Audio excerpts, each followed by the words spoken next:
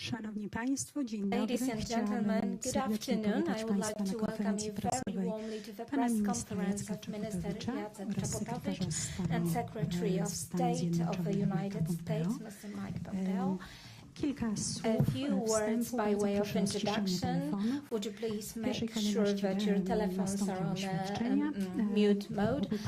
We will invite both gentlemen to produce their statements, then we will take 2 questions from the floor. We do apologize, our time is very much limited. May I hand it over to Minister Jacek Czaputowicz for his statement. Good afternoon, ladies and gentlemen.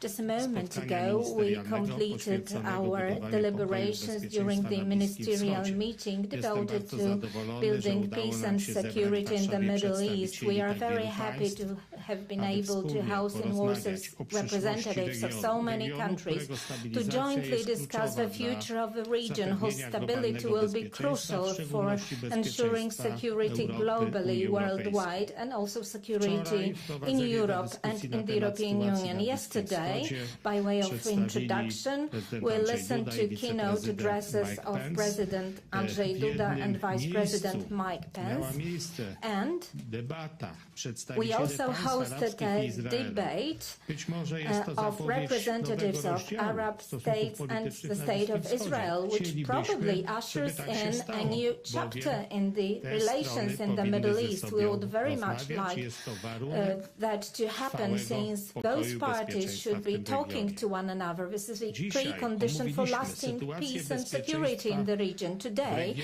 we discussed regional security with a special regard to Yemen and Syria, and the international commitment to bring ongoing conflicts to their end. The basic tenets of the American peace plan for Israel and Palestine have been also presented to us, and in the course of discussion we could see that these are problems of crucial value to security. They require commitment on the part of the whole international community. The address of Vice President of the United States, Mr. Mike Pence, and the ensuing discussion showed that the European Union and the United States share the same diagnosis of the situation. They have a similar perspective of problems in the Middle East, and also, let's be open, the negative role played by Iran. Iran was not the main topic of our deliberations, but looking at various horizontal problems, the role of this country was also mentioned. This is also the position of the European Union. Poland is a member state of the European Union and subscribes to this point of view. However, the European Union and the United States differ in terms of modus operandi, especially the evaluation of JCPOA, or Special Purpose Vehicle, and their possible impact. In the course of discussion,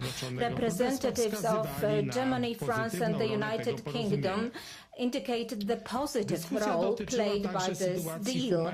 We also spoke about humanitarian situation. The participants of the conference were jointly considering how to effectively support humanitarian effort in the region. I do hope that today's conference will usher in a whole process, maybe Warsaw process, if you like. In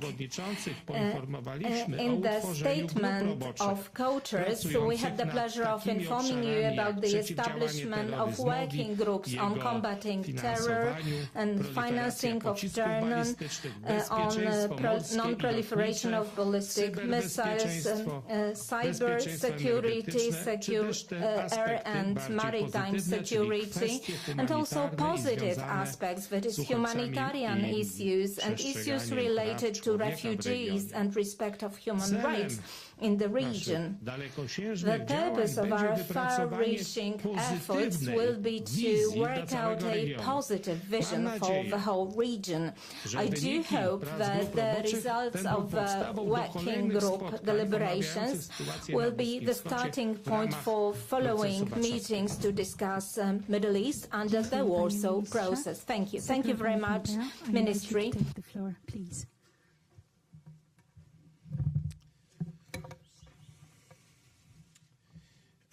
Good afternoon.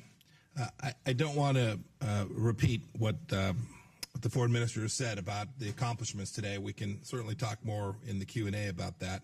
I agree with each of them. We were so happy to be able to partner with you and with your country.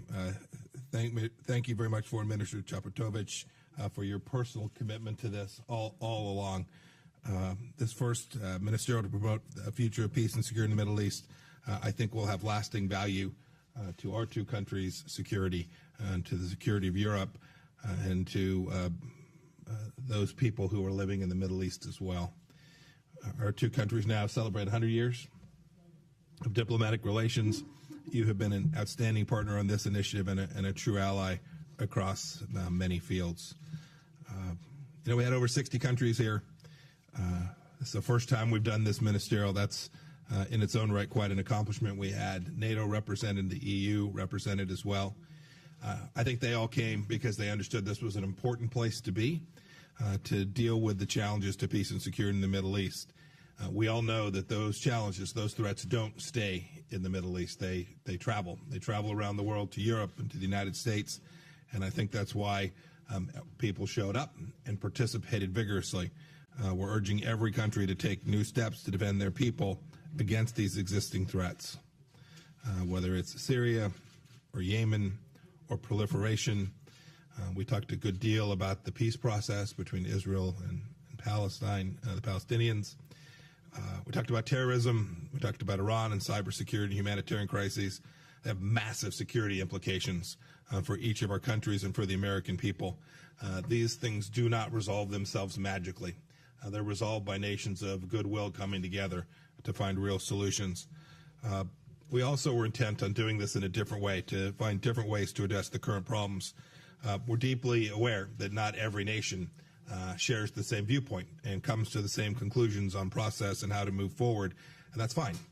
We certainly heard that in this meeting as well. I will say, too, the reason this was instigated is because we wanted to illustrate with real action President Trump's diplomatic commitment to building new coalitions that tackle the greatest threats of our time. We backed up what I said in Cairo just a few weeks ago. We will continue to lead in the Middle East as a force for good. To that end, I do want to point out what the foreign minister said. It was a truly historic gathering. At the dinner last night, Arab and Israeli leaders gathered in the same room to talk about deeply common and shared interest. It's undeniable that Iran's aggression in the region has brought Israel and Arab states closer together. What I think was even more remarkable is that it didn't feel all that historic. It felt right. It felt normal because we were working on a common problem. Let me close here by saying the United States wants to thank every country that participated for their contributions. The future of our cooperation on Middle East security can only get brighter from here. Thank you. Secretary Pompeo, thank you very much. Z uwagi na ograniczenia czasowe, tak jak wspomniałam, jest czas na 2 pytania, dlatego też I kindly invite David Zanger from New York Times to ask the question. Thank you.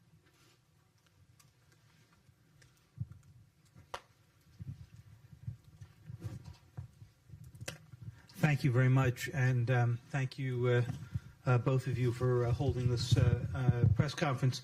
Mr. Secretary, I wanted to ask you, Vice President Pence today at the luncheon issued a very stark criticism of 3 of your closest allies, the French, the Germans, and the British. He said they were attempting to break American sanctions against Iran's murderous revolutionary regime, and that they must now stand with us and abandon the nuclear agreement the way President Trump did.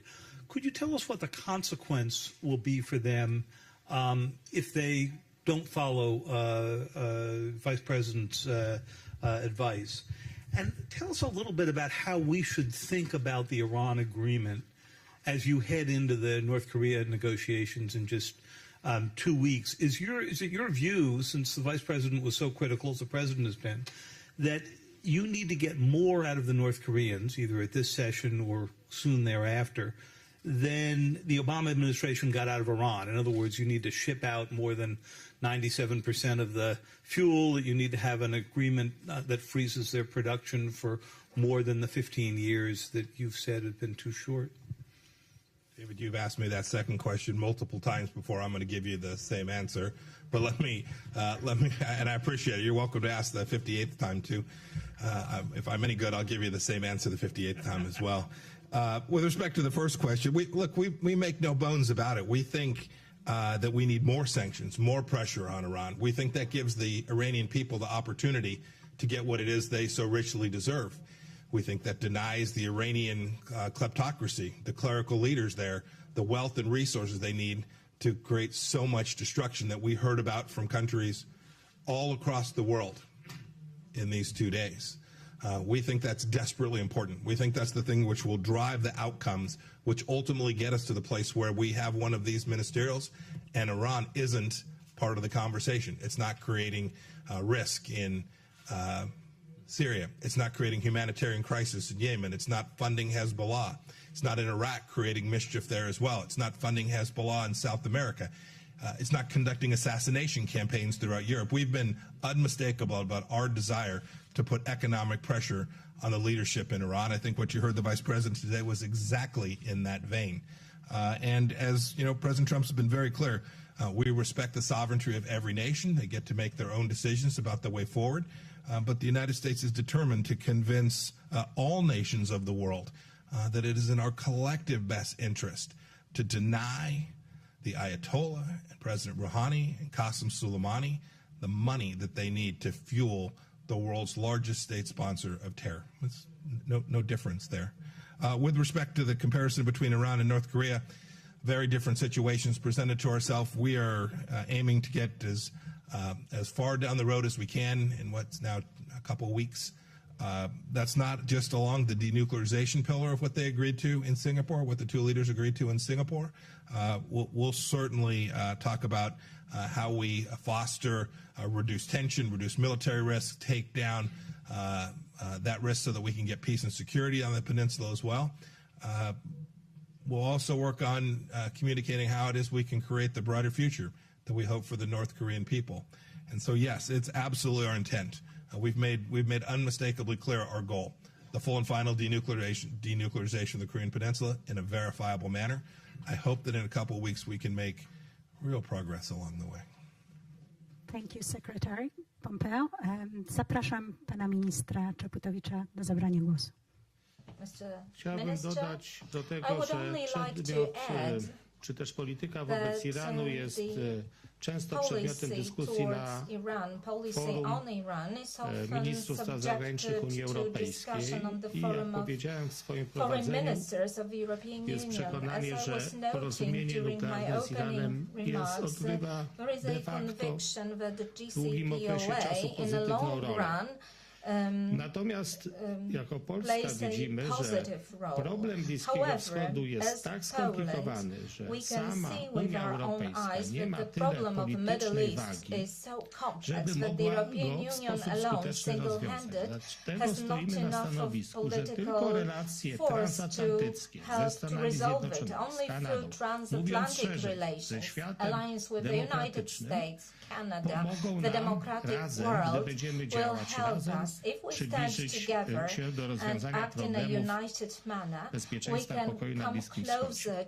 Z perspektywy Unii Europejskiej taki instrument jak Special Purpose Vehicle, czyli ten mechanizm umożliwiający zachowanie w pewnych sferach handlu z Iranem odgrywa pozytywną rolę. On ma raczej jednak znaczenie symboliczne.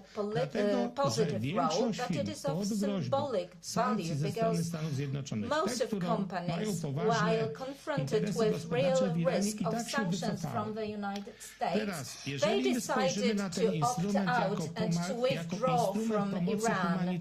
If this is an instrument of humanitarian relief, humanitarian aid, because it is only limited to trade in pharmaceuticals and agricultural produce, it may be a positive instrument. So here this difference, from our perspective, is a subtle difference. And it is a basis for future joint cooperation and joint policy. That's why we decided to have this conference in Warsaw, even if Poland porozumienia nuklearnego razem z innymi państwami Unii Europejskiej, ale to nie przeszkadza. Together with other European countries, ta współpraca naszym zdaniem jest konieczna i będziemy musieli w przyszłości obserwować sytuację w Iranie will be very much needed in the future. We'll need to follow closely the developments in Iran and try to foster democracy. Let me just add this. You reminded me for a minute something. There have been lots of places the Europeans and the Americans have worked together against Iran recently, right? The Germans have denied Mahan Air the right to fly there. Many of these countries have called out assassination attempts in their own country in a way that they weren't doing before the Trump administration. There have been lots of places where we've been able to work together against excuse me? Yeah, still more work to do, but yes, and I hope we can continue to work on that. 2231 is very clear. The Iranians are in clear violation of the UN Security Council resolution relating to missiles. We hope we get the whole world to unite around that. It was talked about a lot. Yeah, I'd say there's progress, but of course, until you're across the line, no victories to be claimed. And we're not quite there yet. Dziękuję pięknie. Zapraszam Wojciecha Cegielskiego z Polskiego Radia do zadania drugiego pytania i ostatniego pytania from the Polish Radio to ask the final question. Good afternoon, Wojciech Cegielski, Polish Radio. Minister Czaputowicz, the following question to you. Just before the conference, you were saying that the conference is not targeting any country, Iran or any other country. However, from today's declaration, the closing declaration, well, we cannot see any reference to any specific country, but listening the media statements of Vice President Pence, Secretary Pompeo, or Prime Minister Netanyahu, many very sharp words of criticism were uttered towards Iran that were broadcast. So would you maintain your view that this conference was not against any particular country? And how would you comment the statements that were already made by the American partners that Iran is the largest sponsor of terror in the world? To the words you've said 2 days ago while meeting Minister Czaputowicz. You've said, quote, "I urge my Polish counterparts to move forward with the property restitution issue." Could you please elaborate what exactly have you meant by saying this? Thank you very much. Dziękuję. Proszę ministra Czaputowicza o zabranie głosu. Mr. Minister, would you like to address this question? If I may, in my opening remarks, I hinted the subject. The conference and its main topic have been devised in such a way so as to focus on horizontal issues like humanitarian aid, terror, proliferation of weapons.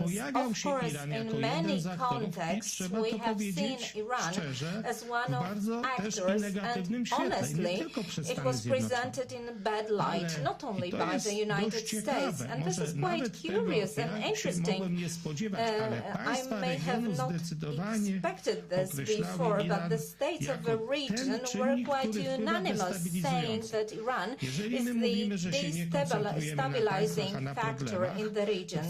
If we want to concentrate on problems and not states, są także it doesn't ulokowane gdzie indziej. preclude us from Ja noting myślę the też, że threats ważna as they część dyskusji to stand. dyskusja na temat An important part of the discussion is the discussion on the Middle East process. This was just an initial discussion. In a few months' time, the United States and Mr. Jared Kushner himself will come up with certain suggestions. We can see also certain joint and shared perceptions from some Arab states and the State of Israel. I think that we should take a holistic perspective of the Middle East and its problems. If we speak about Yemen and Syria, of course, Iran's impacts are very negative. We promise not to be focusing on difficult problems in Iran, but this is not to say that Iran will be excluded from the spectrum of our discussion. Of course, it was not invited for this conference due to their stance, their attitudes, but we do hope that there will be a change of conduct and that there will be a way for discussion. Thank you. Dziękuję, panie ministrze. Thank you, Minister. Secretary Pompeo, please take the floor. So I don't have anything to add to my statement with respect to your second question. So we will leave it at that. We've had a number of conversations about that with our Polish friends. Your first question that you asked my counterpart's funny because you said the statement didn't say anything about it, but the statement didn't say anything about it because this conference was about so many things broader and deeper than that. I'll say two other things that are very consistent with what Foreign Minister Czaputowicz just said. First, there was not a defender of Iran in the room. No country spoke out and denied any of the basic facts that we all had laid out about Iran, the threat it poses, the nature of the regime. It was unanimous. Countries from Europe, countries from Asia, countries from all across the world. No one spoke up saying that the data set about the threat that Iran poses in the Middle East is any way wrong or overhyped. Everyone acknowledges that it is very difficult to talk about the problems in Lebanon without talking about Hezbollah, that it is very difficult to talk about the problems in Yemen without talking about the Houthis. It's very difficult to talk about challenges to Iraqi sovereignty without talking about the Shia militias. It's very difficult to talk about the challenges today in Syria without talking about the Quds Force infantry that's still there. Every one of those is underwritten and supported by the Islamic Republic of Iran, and there was no dispute as to that. The methods, the ways about which we ought to push back against that, there were many ideas, many of them good, that we'll go work on together. But I think it's important to note that there's complete agreement. There's a global agreement about the threat that Iran poses. Your question was about whether this conference targeted any one country. Indeed, what it targeted was stability and peace and prosperity in the Middle East. It was our objective. It's why we came together to put this group assembled here in Warsaw today, and I think it's what we accomplished as well. Thank you.